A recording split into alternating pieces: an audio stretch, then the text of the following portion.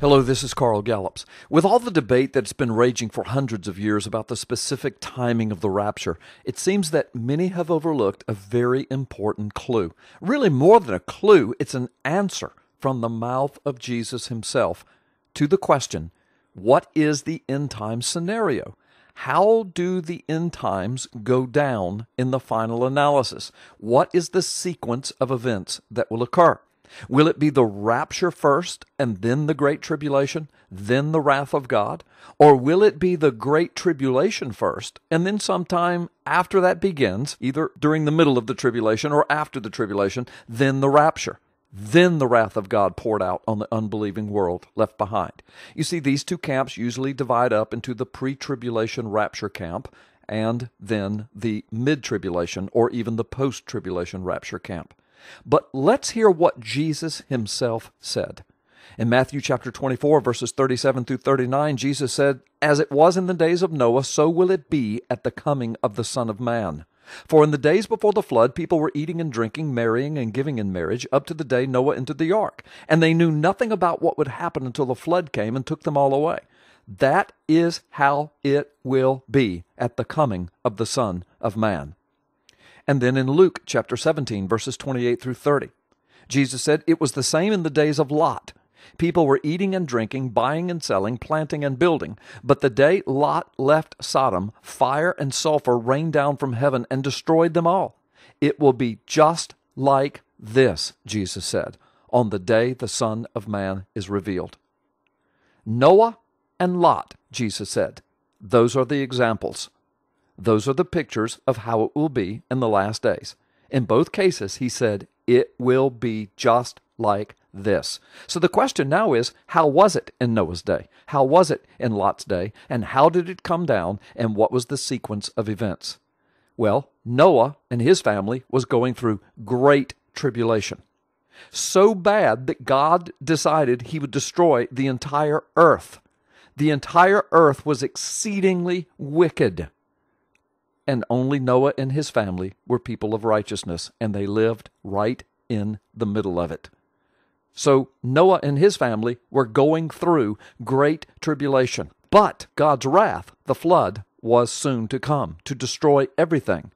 But before God poured out his wrath, he raptured out his people out of the midst of the great tribulation the world had caused.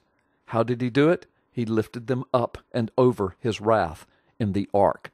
And as a matter of fact, when we get to the book of 2 Peter, we discover Peter describing this event as a picture of how God is going to save his people even in the last days. When we get to the example of Lot, it's the very same scenario. Lot and his family lived in the midst of great tribulation in Sodom and Gomorrah. The land was filled with evil and wickedness and sexual perversion. But before God rained down his wrath of destruction upon Sodom and Gomorrah, he sent angels to take out Lot and his family, to rapture them, to take them away, to pull them out of the midst of the tribulation in which they had been living. Jesus said, it will be just like the days of Lot, just like this. He said it about Noah. It will be just like this at the coming of the Son of Man. He said it concerning the days of Lot. It will be just like this at the coming of the Son of Man. And so how was it? God's people were living in great tribulation. But in the midst of the tribulation, God raptured out his people and then poured out his wrath of destruction on those left behind.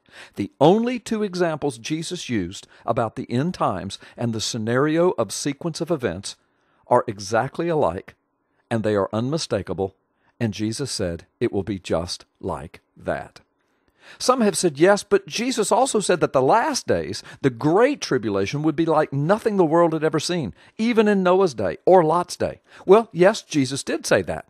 But his saying that is simply a description of how tough the times will be in the last days. He never says, therefore, since it is worse than Noah or Lot's days, my children will not have to endure tribulation. No, as a matter of fact, he is merely warning us of the times that are to come.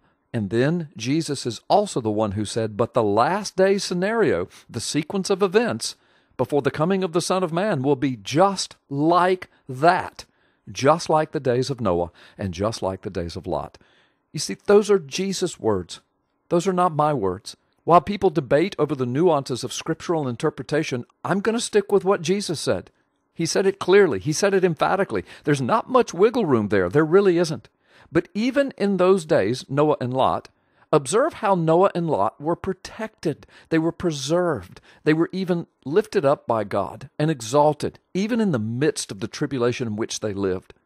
Look how he used them. Look how he blessed them. Look how he exalted them, even in the midst of the world going crazy around them. Why? Because they were righteous. They believed God. They walked in faith. They did not fear what the world feared. In their hearts, they had set apart Yahweh as Lord, and they walked in faith, and God provided for them and protected them right up to him, taking them out before he poured out his wrath.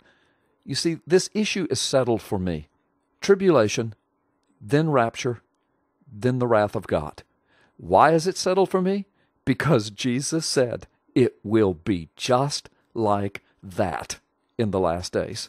I pray this has helped you to understand this controversial matter a bit more clearly. Even so, Lord Jesus, come and come quickly. Maranatha.